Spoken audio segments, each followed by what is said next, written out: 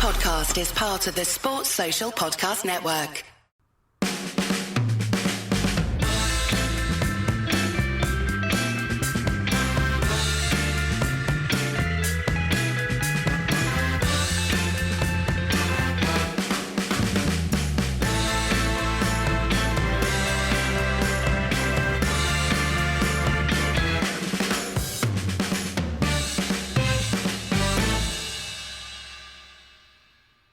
Daniel, the nightmare has been averted.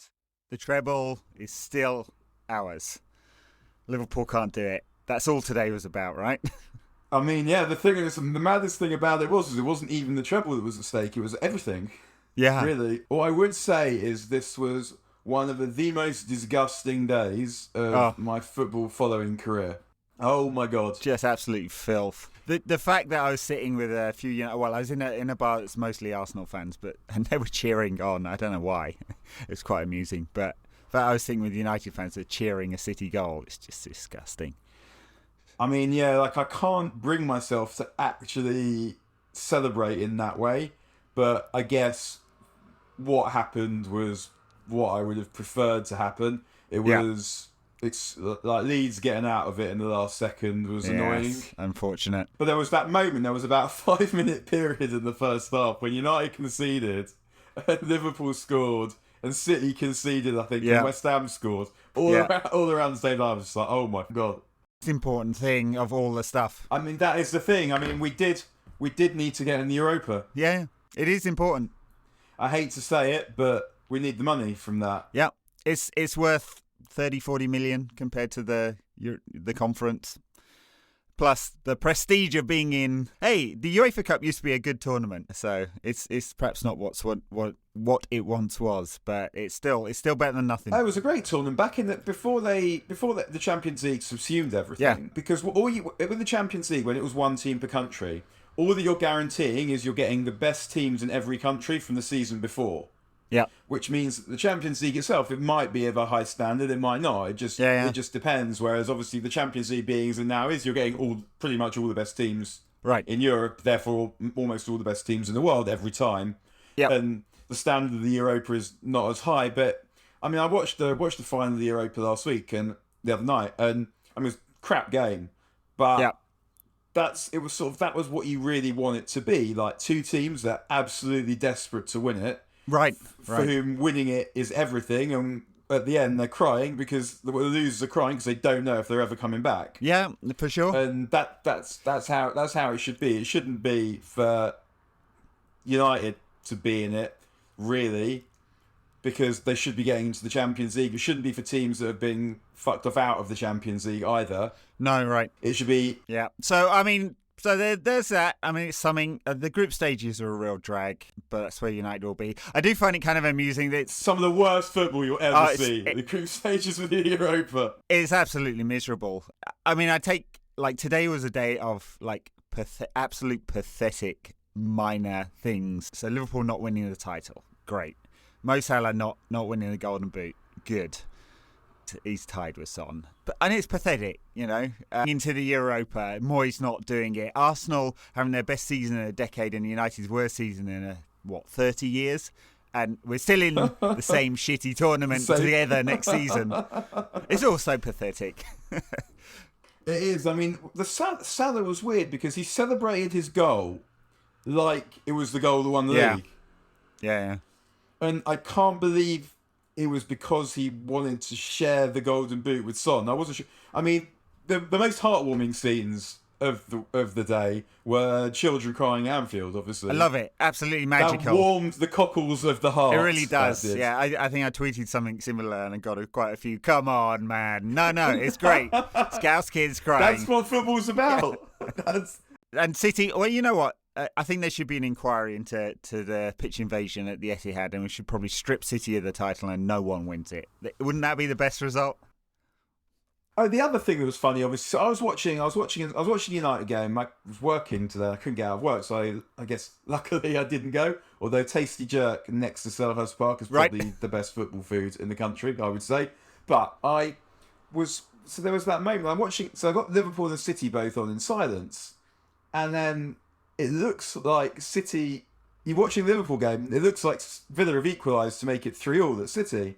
Because there's flares going off, there's people jumping up and down, like happened when United were playing Galatasaray and Barcelona were playing Gothenburg, and United, and it was thought that there'd been a goal that was going to send United through, and it actually turned out not to be the case. So I had a moment of intense horror, but then did quite enjoy it. But the thing is it's just not really possible to celebrate City retaining the league title in memorable 3 goals in 5 minutes style. And I'm not sitting here relaxed in that this evening. I mean, I'm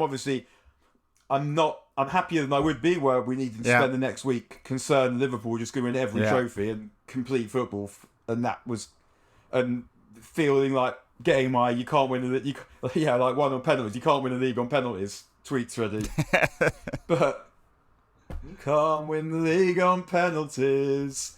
Look, we're eating a shit sandwich either way, but it's just what kind of shit sandwich you want to eat. This is slightly better. Yeah, I guess. How are we qualifying qualities of shit? I don't know.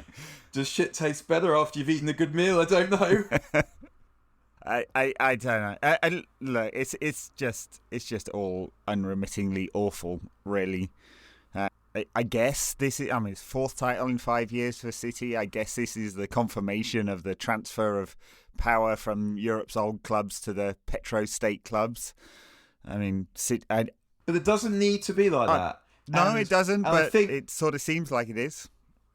It currently is. I mean, I'm trying to find some optimism here, but to me, it felt like today felt like rock bottom.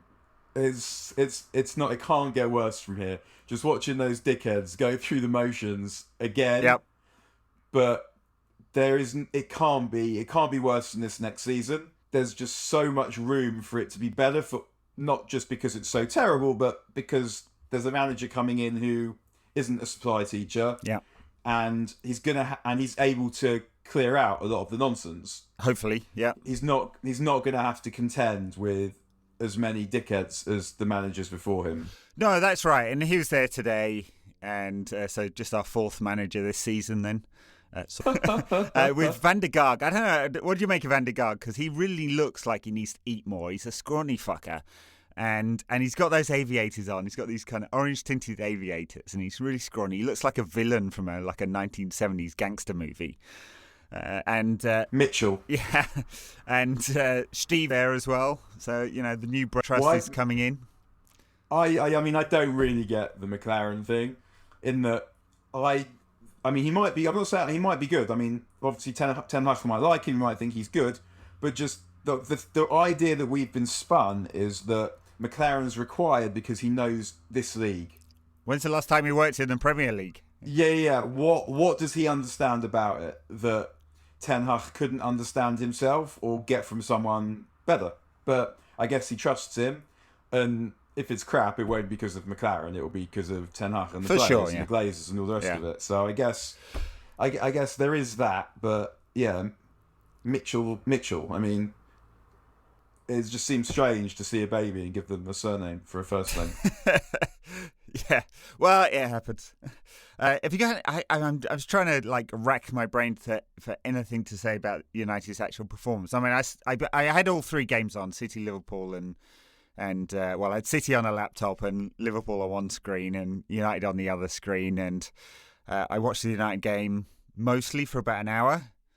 And then I just couldn't help but watch the other 2, basically, and the United completely inconsequential. But they were basically of greater consequence to United. I mean, it's unbelievable how dreadful Rangnick has been. Really? In that literally his sole redeeming feature is his hatred for the players. Yeah. And his use of whomever. his tremendous skills of English grammar. I'll praise those too. But other than that, it's been a disaster. It's been, and there's no, I can't. I mean, he just the constant. Even today, I am honestly prepared to accept the fact that he has been telling us that Hannibal isn't good enough. I mean, he sees him all the time, But why did he take him off today and bring Mata on? It was weird. I thought Hannibal was doing okay. Yeah. He was showing a bit of fight at least, and also there's something to be gained by him gaining experience. Yeah. But why? What's Mata? I don't know. Going to add at that point, and at least like Chuck Garnacho on. Yeah, did Garnacho come on really late on? I can't remember. He did come on afterwards. Yeah, but Mata, he's a nice boy, but he's not a United legend who deserves a send off or anything like that. In fact, I would say that. He's had 2 send-offs now. He's also just one of the most disappointing United signings ever, I think. Not because he was absolutely dreadful, but when we signed him, he was one of the best players in the league, and he never played anything like that well for us. No, only in patches. So, yeah, look, the Rangnick period Which patches even? And the patch he had, he then covered up with a hair job. Yeah, it's been a really, really awful 6 months. And before that as well. So it's season, isn't it? 58. Finished the league on 0 goal difference. 0 goal difference. What an absolute bunch of useless. Varane bench today. Harry was in there waving his arms frantically and defending like an absolute pillock as usual. And it's just the whole thing. Rangnick blamed on the post-Atletico sort of letdown, which, okay, kind of, yeah, see that. The players don't think they've got anything to play for, but it's too easy an excuse. And No, I'm not having that because they played out their asses both matches against Atletico as well. Well, that's true. Like they had a good 15 minutes at the end of the first leg, maybe, like good if we're being exceedingly generous. And they played all right in the first half of the second leg without really scoring. But I think I said this on the pod at the time that after that first leg, I didn't care what they did in the second leg, but I knew that they were absolutely gone, just complete bunch of shithouses who were never going to be able to pull out a good enough performance. Whereas at the beginning of the season, I thought Punch's chance of doing something in Europe because on a good day, good enough to beat anyone. But by the time of that first Atletico game, the way they totally bottled that. I knew that there was no way that against a better team than Atletico they were going to do anything other than take a hiding. So getting knocked out of that was actually a favour because imagine the pounding that they'd have got over 2 legs against City if they'd have somehow skanked their way through. Yeah, it would have been the pounding that we got in the 2 games against City in the league. So, which I think was 6-1 on aggregate or whatever it was. So, yeah, I mean, total disaster. He's not been able to motivate the players. The only, as you said, his press conferences and calling out stuff. But the problem is that he's called out stuff that's true and we can see, and he's got less and less oblique in the way he's done it. But it started to feel like kind of self-preservation as a result. I mean, he has accepted fault himself. I don't mind that because I do think that he's been self-critical. It's not that he doesn't understand that he's done a shit job. It's just that he hasn't been able to refrain from doing a shit job. Yeah.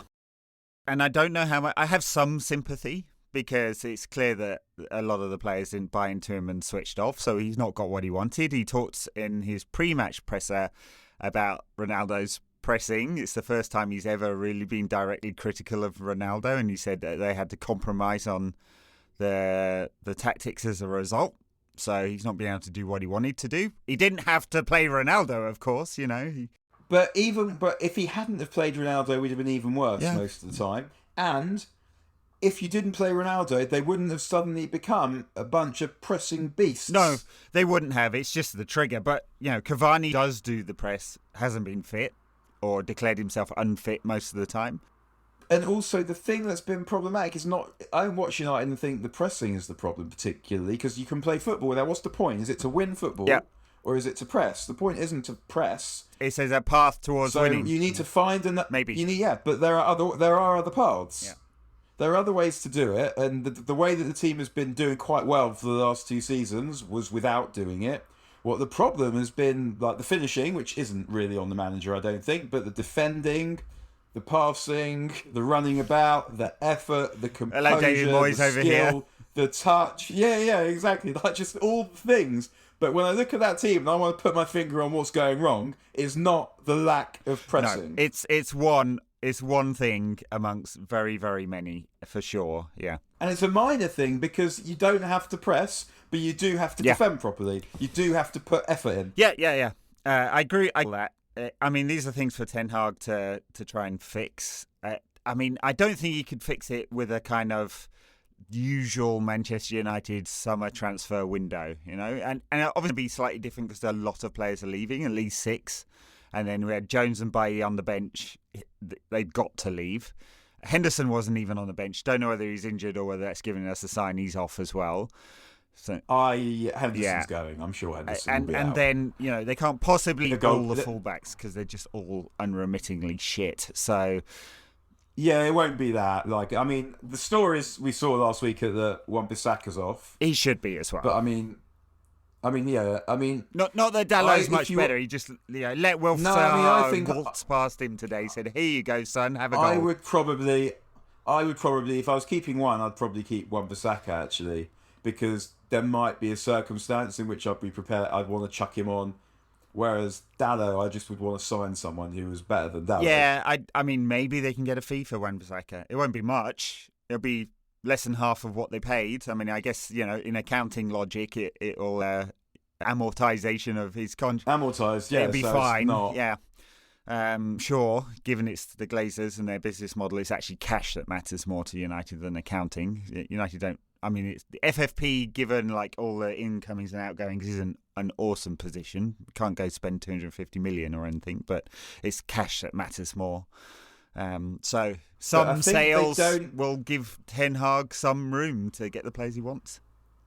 And also, not being in the Champions League doesn't really cost them anything because of they have to pay players less. Yeah, I mean it's a 50 million hit in revenue, but they're 25% less on 300 million of wages is a fair chunk too. Yeah, depending on the players. I don't think Ronaldo has that clause.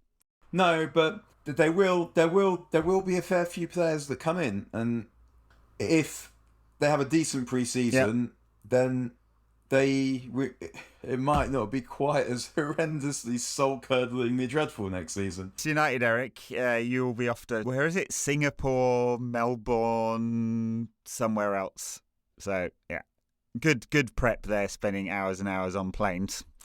So, who had that East Asia tour first off and then started complaining about it straight away. So, but they were winning games, like they'd be Liverpool. Yeah. And they won. Did they not win every game in pre-season? That might be true. Yeah, I think they did. And then they were obviously extremely dreadful thereafter. That's pre-season coming up as well. That's right. Not that crap matters, really, at all. Honestly, just nuke the whole thing. It's really dreadful at the moment. The only hope is it's clean house. I mean, we saw Murtaugh there today with Ten Hag and Van der Haag. It's Ten Hag. I can't get it. I can't do the guttural. You can. Yeah. Well, I grew up speaking Hebrew. I learned to speak Hebrew as a kid. Yeah. So there's a lot of guttural sounds. So I am quite familiar. I'm not going to try. Apologies to any Dutch listeners. With the new manager and his assistant and the coach and Steve, we had Rich in the club suit with his glasses on, shades. He looked a very queer cove, I must say, Richard Arnold. Why have you come out like this? It sort of felt like he was in disguise in some way, with wig and glasses. He wears those a lot, though. I don't know whether he's got something wrong with his eyes. He's a stiff fella. He's got a thing going on of not having a shave, the scruffy bastard. It's a fresh. Today is day 1 or day 0. The other thing that was kind of heartwarming was Hannibal booing Zaha about. Oh, he loves booting people. I mean, he's going to collect a few red cards next season if he's in the United squad. So if he gets any football, I mean, I'm not sure that he will. He could definitely. I mean, he's got at number 8 this season for the under-23s rather than just pure number 10. And he, if he's going to do that, he's got the technical skills for it. I think. I mean, it's the leap up to big level and the intensity and the physicality of it. It doesn't look like he's ready to me. He's still a skinny kid. He needs to put some weights on, hit the gym over the summer. Oh, right, the muscles from Brussels over exactly. Start pounding the protein shakes and pushing weights. So I watched the playoff fight semi the other night. Forest Sheffield. Yeah, I was not at all impressed with James Garner. They weren't very good, were they, Forest? So.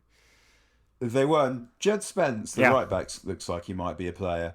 And Brennan Johnson also looks good. I mean, it was beautiful in the semi-final. So Brennan Johnson scores, and his dad, David Johnson, who obviously was at United, was celebrating the goal in the away end. And then the same thing when he scores again in the second leg. That was, oh my gosh, I don't know how people whose children play football hold it together at all. I'd be bawling my eyes out. We had a lot of families at the FA Youth Cup final the other day as well, actually, which was kind of nice. It was nice when Garnacho's parents were in the crowd as well, wasn't that? But I think that the thing with Ghana is that if a game like that passes you by, and there are a couple of nice touches, he almost scored a winner at the end. There are a few nice touches, but a game like that more or less passed him by, and obviously you play in a better team, there'll be people getting the ball for you, but it felt like if you can't impose yourself on the Sheffield United midfield, then it's hard to see he'll be able to impose himself on Premier League midfields. I think that's probably right, and it will have to be a purchase for that role in the United team, which is probably number one on a very long list of things to sort out, but has to get in there. Has to have a destroyer or a controller, or preferably both. A completely new midfield. Clearly, the one we've got with Fred and McTominay, for all their endeavour, is about the sixth best midfield in the country. So, on move forward, that's going to be really important. Thing is, I can imagine United doing the United thing and chasing Frankie de Jong all summer, only for him to sign a new contract at Barca. So, that's like something of a red. So, I don't think it's a red herring, and I mean, to me, this just feels like a bit of a test for Ten Hag, and that if Barcelona want to sell him, and he's basically got to leave. If Ten Hag has the kind of personality and the kind of magnetism that you need to sell a project, to be a good football manager, he should be able to call De Jong and say, come to me, and I promise you it will be good, and persuade him and sell him why he should come and play for United, and sell him the vision. Someone who he must have a good relationship with, because if he didn't, he wouldn't want to sign him. And he was absolutely amazing at Ajax, Frankie de Jong. I mean, just a complete, like a reinvention of that role. And great in his first season at Barcelona. He's been pretty dreadful this season, from what I've seen. I'm interested in the name Frankie, though, in that, did someone go to Chelsea and hear people go, "Go on, Frank!" Or West Ham in that accent, "Go on, Frank!" And they thought that the name was Frank. He would be in the list. It's a fairly long list of footballers whose names are spelt wrong, quite clearly wrong. They're a typo. Like Dennis Law as well, clearly a typo. So anyway, it's just a demonstration of how shit the football is at the moment, that we're finding absolutely anything to talk about. But I mean, are you seem more hopeful than me? Because I watched today and I just think, like, God damn it. I mean, I'm not going to stop football. I know a lot of people switch off, and there's a kind of thing. A former podcast here, so soul destroyed by the soulless football that he didn't want to talk about it anymore. But I'm addicted. It doesn't matter how bad it gets. I'm still going to watch it. But it's hard to find good stuff to talk about as a result. I'll tell you something else that was like City 2-0 down with the title on the line, and the most expensive player in British football is not brought on. I mean, it looked a weird signing at the time, Grealish, and I guess he got them a crucial goal at West Ham last week, but to not use him in that game suggests that, I mean, what's his future? I mean, I guess people will say that he needed a year to learn Guardiola's football or something, but the way Guardiola plays just doesn't seem to work that well for him. And it seemed like a strange signing at the time, not because he's not a good player, he's a good player, but it didn't seem to be what City required, or that his style was particularly suitable for the way that City play. No, it is a change in style if he's going to come off that left-hand side, because they normally have more dynamic players in those wide positions. The one thing I would say in his favour, and not to get too stats nerdy about it, is his everything bar the goals and assists.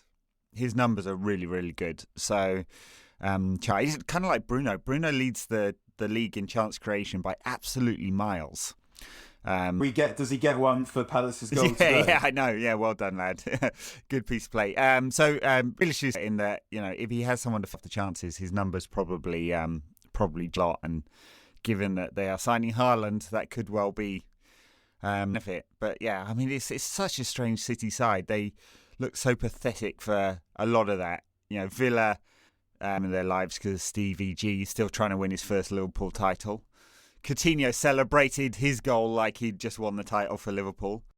Well, he sort of won the last one for Liverpool by pissing off so that they could spend the money on a good player and much. But I just got a message that flashed up on my phone with like a Sky breaking news alert that apparently Robin Olsen was attacked by City fans on his way off the pitch. Sake. And I could just, that's obviously not on, but I could just imagine the self-righteous, self-conscious, self-basting, self-aggrandizing way that Gerrard would have talked about that and how he's got to protect his players and all this kind of like that terse manner in which he bigs himself up the whole time about like, I'm so serious, but I'm also so caring. 13 defeats in 27 games for Gerrard.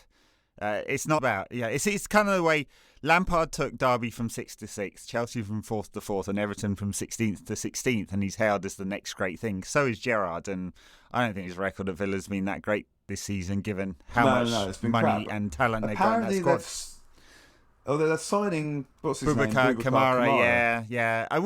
I'm surprised United didn't look at him. I've no idea if he's I mean, I've seen him a couple of times, and he looks like it. He's not game of like Tchouaméni, if we're talking about French midfielders or midfield France. So, but he's probably a good signing for Villa. The Ayatollah Tchouaméni. I hope that is his nickname. Good, nice. You're allowed to make that joke. So, it's why would I? It's a sound alike. No, it's Tchouaméni and Comedy. I think that's fine. It's like a bonus section for people who don't back us at Patreon. In general terms, what else happened today? Spurs made a Champions League invasion. So should we do the pitch invasion? Yeah, we could do that. Spurs. Let's round up. Spurs made a Champions League. Leeds saved themselves, and Burnley got relegated. I didn't care that much. Obviously, the preference would have been Leeds, but White Lives Matter FC going down is quite good as well. Yeah, I'm happy to see the back of Burnley, and they could be in real trouble. They got a ton of debt now because of the leveraged buyout. Yeah, I mean, I'm pleased to see the back of Burnley, but I mean, Bournemouth coming back is obviously a total nose. I mean, who needs Bournemouth in the Premier League? Fulham is good because good away, nice ground, good pubs in the area. And what the other ones? Forest or Huddersfield? So Forest would be worth having. Forest would be nice. It'd be nice to see them back in the Premier League. Yeah, long time gone.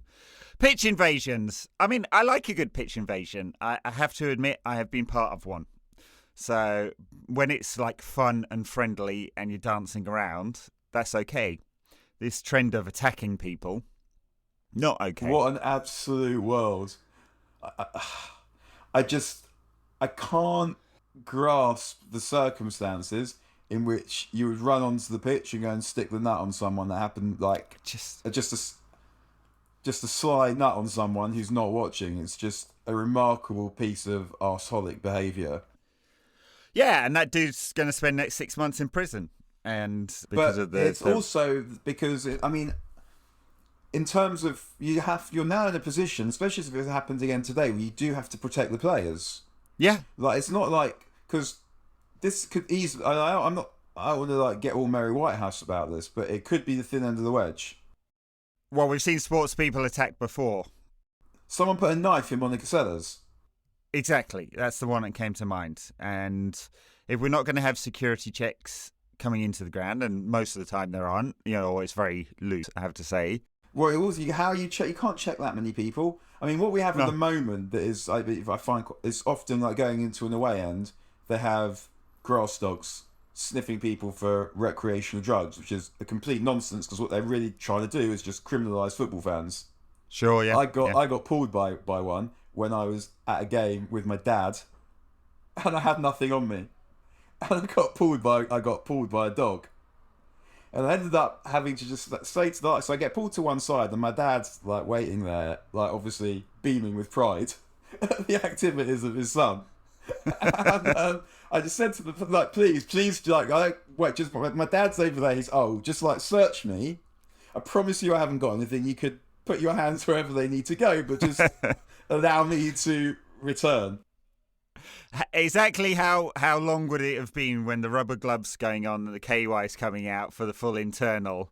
Was it a good match that is worth it for all of that? I think, was it the game maybe when Van Gaal was the manager, when Lingard scored, and then United decided, was that Mourinho? I think it was maybe, United decided that someone decided that they should defend the 1-goal lead with their shite defence, and obviously they conceded near the end. Obviously. But so I then have to go back and explain to my dad that, obviously, as you can see, I've returned. But, yeah. Daniel Harris with a 5-year banning order. It came close. but yeah, like searching people for like weapons. Searching people for weapons if there's going to be a pitch invasion sounds like something that you might need to do. But everyone loves pitch invasion, but ultimately you have to protect the safety of the players. And I don't know exactly what you need to do to stop people running onto the pitch. In that, part of me says, why would you want to? But again, I just keep coming back to what has happened this week, and you think, well, actually, you sort of do have to now. Because, so many things, people can't be trusted not to be twats. And you need to protect the people who might suffer as a consequence of the fact that people can't be trusted not to be twats. And I remember, they used to have those kind of cradle things, didn't they? They did the kind of flip down things that, I mean, they don't completely stop people, but they slow them down. Or ditches. The old Wembley had a big ditch, didn't it? And no one wants to see fences back again. Just no. And I think we're not going to policing and over stewarding is not what we want either. That doesn't create a good atmosphere. No, I mean we're not going to see fences. Never mind the electrified fences that Ken Bates was advocating back in the day. I can't remember which journalist it was this week was advocating for a full search of everyone that was coming in and some kind of identity scheme. I can't remember, one of the reactionary fucks somewhere. I mean, that it's there has been this tendency amongst the more sniffy lot in football ownership and politicians to turn football fans into second-class citizens. We're going to stamp you all as a football fan, and unfortunately, this kind of stuff gives fuel to that kind of mentality. And I kind of, as I said, I've been in a pitch invasion at Selhurst Park, so which one in the 93? Yeah, I was at that, but I didn't. I don't suppose I did. In fact, I didn't get to go on the pitch. Yeah, that was bad parenting from my dad, I guess. I mean, I went to a lot of games and a lot of away grounds in the 90s, and there was a lot of dodgy behaviour. But that's not dodgy behaviour, though. Pitch invasions, not dodgy behaviour at all. I mean, I think it should be. I think it's an acceptable part of football culture if it's not violent. But it's now the point. Players. It's now at the point where I don't like, because there are some things where you think, well, something will occasionally go wrong, and in order to, so I think it's about tackles in the game.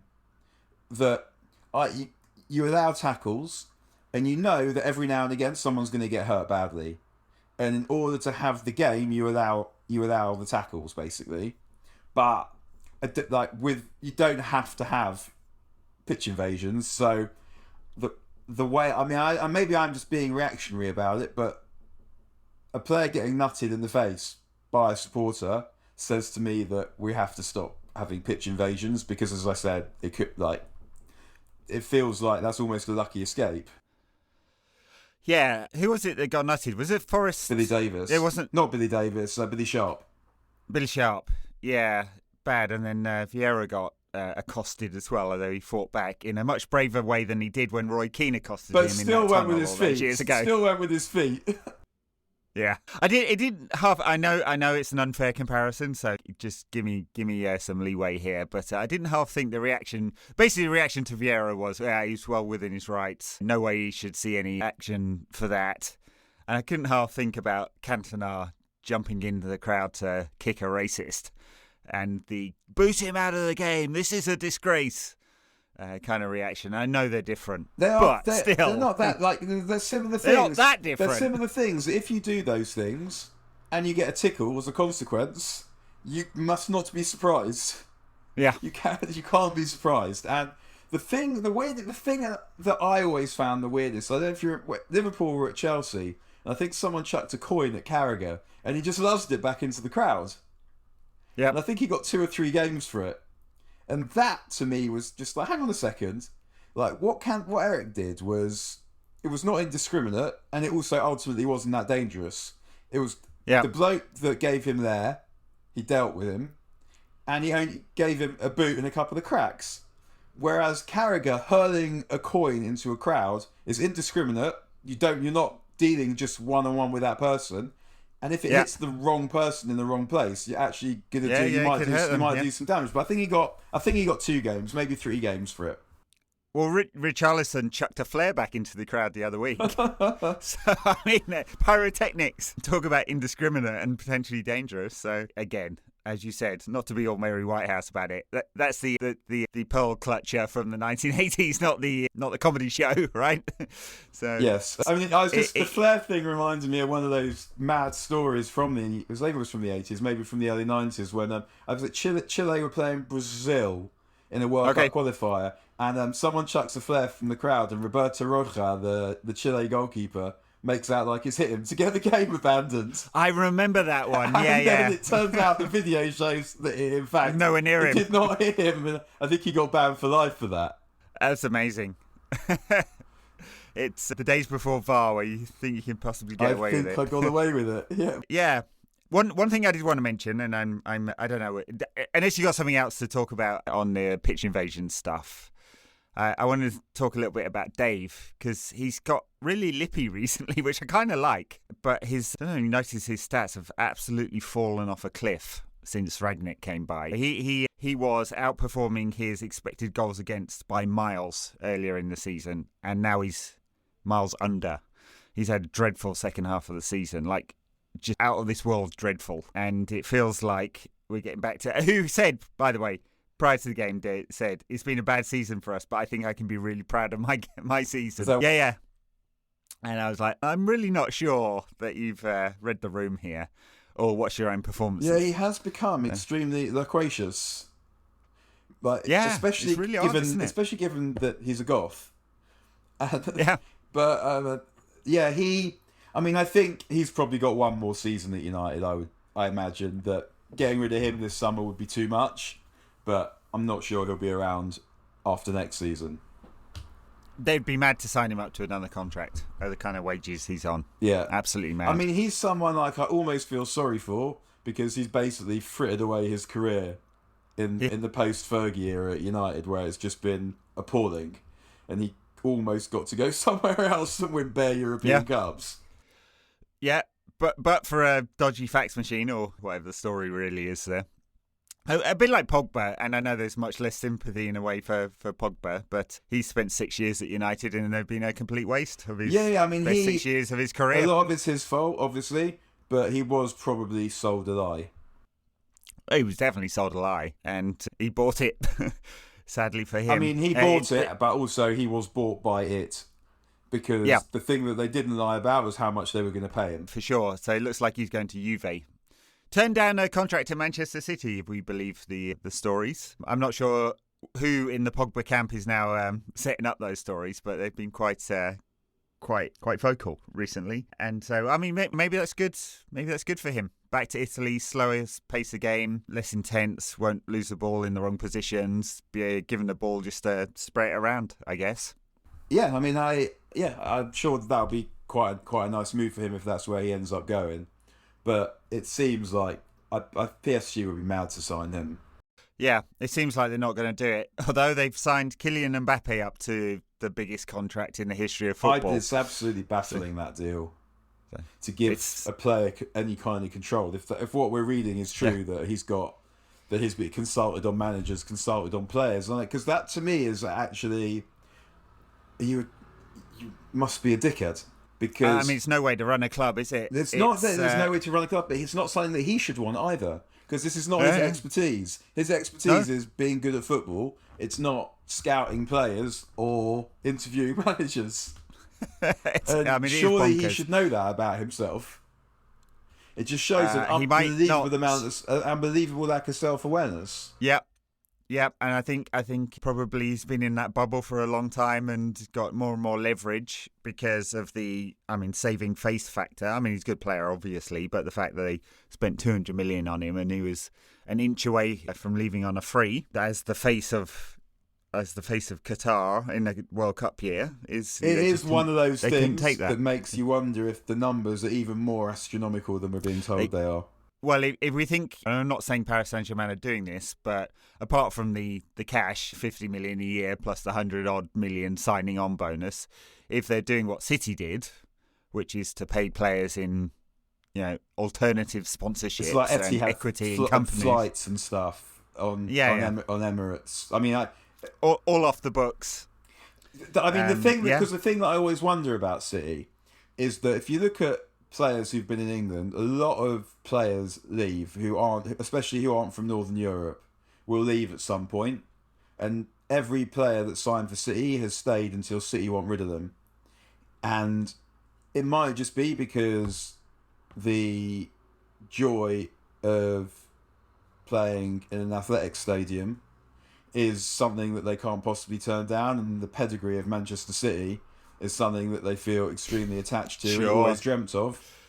It's all about the history. It also makes me wonder if the amount that they're getting paid is even more astounding than we think it is, and it's so astounding that no one else can get anywhere near replicating it. Yeah, and I also think this is part of the strategy. So PSG and City have approached FFP in slightly different ways to hide everything. They ran it through other companies. It was funded by the state. We know all of this because it's all been leaked. And then they refused to cooperate and just timed everything out. Now, that investigation is still happening at the Premier League level. Paris Saint-Germain just broke all rules and said, fuck you to UEFA. There's nothing you can do. And now they are in control of UEFA, basically, post-Super League. And this deal for Mbappe, given...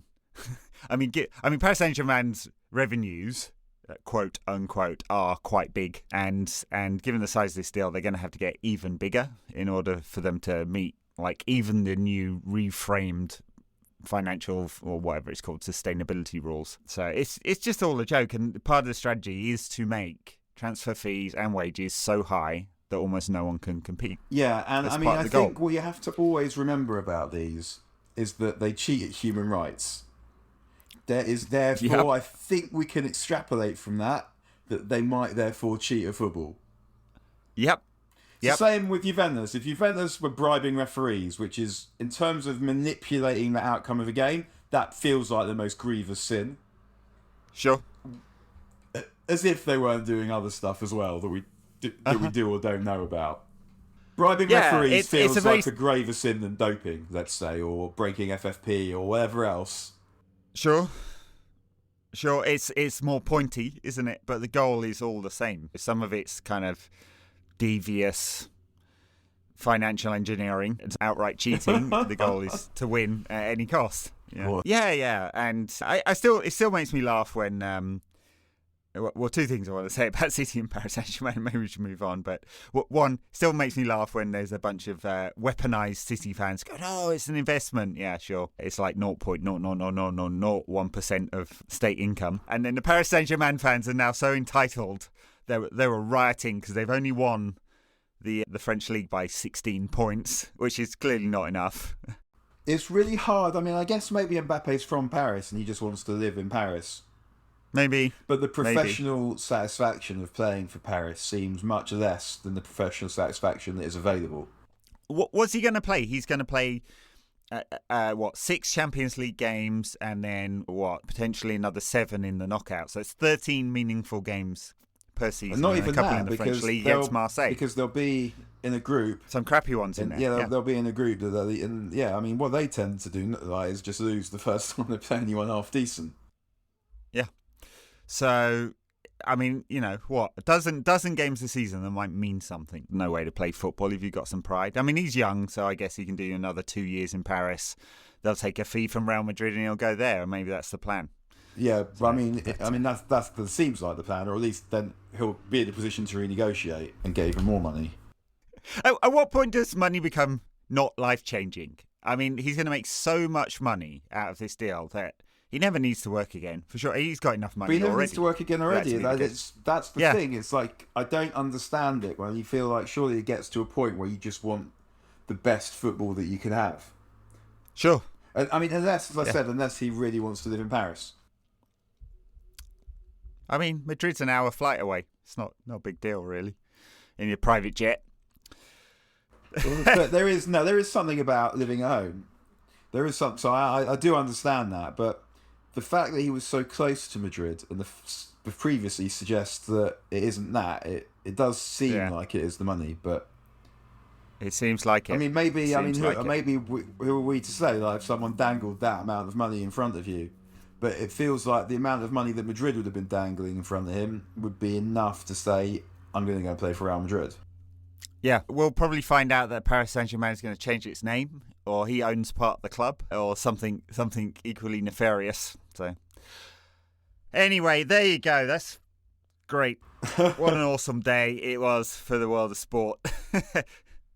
Players being nutted, City winning a league again, financial doping, and the best that we can say is that at least Liverpool didn't win it. Great stuff. I'm glad to be not talking about United for the next couple of months, at least. I think the plan for the summer, I've got a few people lined up to talk to, interviews. I guess we'll probably hop on now and again to talk about player signings and that kind of thing. Yes. Why not? And we've all got the Champions League final to enjoy. Champions League finals, yeah. So backers on Patreon, Dan and I are going to preview Real Madrid 1, Liverpool 6. Please not. Please. We're going to make the case for Real Madrid winning this, though. And yeah, so thanks everyone for sticking with it this season. It's not been an awesome one, has it? Not been awesome. There you go. Not been awesome at FC. See you. Catch you over the summer. Bye, everyone.